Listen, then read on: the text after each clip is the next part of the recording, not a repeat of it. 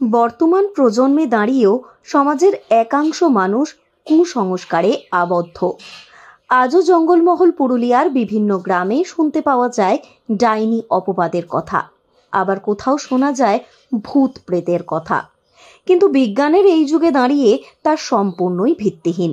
তাই ছাত্রছাত্রীদের মধ্যে বিজ্ঞান মনস্ক মানসিকতা বৃদ্ধি করতে মেধা অন্বেষণ ও বিজ্ঞান মানসিকতা পরীক্ষার আয়োজন করা হয় পুরুলিয়ায়।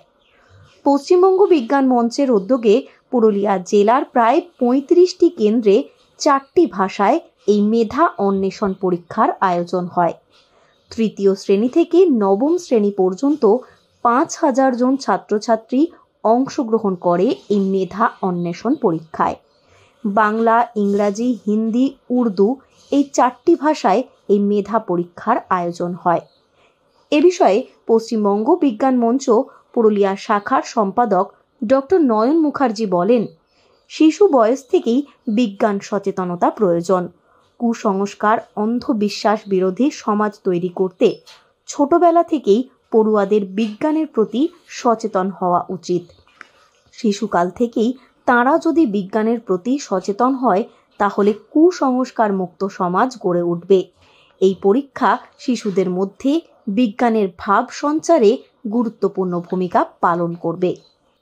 পরীক্ষা দিল 35টা সেন্টার এবং 4টি ভাষা, হিন্দি, বাংলা, উর্দু এবং ইংরেজি মিডিয়ামের পরীক্ষার্থীদের পরীক্ষা দিতে এবং ক্লাস 3 থেকে এবং ক্লাস 9 অবধি পরীক্ষার্থীরা মেধা অন্বেষণ যেমন মেধা পূজা হচ্ছে উদ্দেশ্য, তেমনি তাদেরকে বিজ্ঞান মনস্ক একজন মানুষ সমাজের প্রতি দায়বদ্ধতা তৈরি করা, কুসংস্কার, অন্ধবিশ্বাস দূরীকরণে তাদের ভূমিকা গড়ে তোলা, এই সব মিলিয়ে কর্মকারিতা রয়েছে।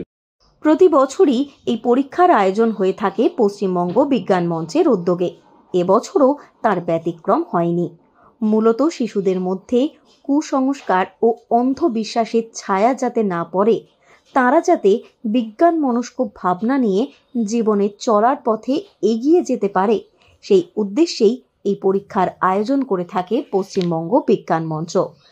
আগামী দিনে অন্ধবিশ্বাস বিরোধী সমাজ গড়ে তুলতে এই পরীক্ষা গুরুত্বপূর্ণ ভূমিকা পালন করবে বলে মনে করা হচ্ছে।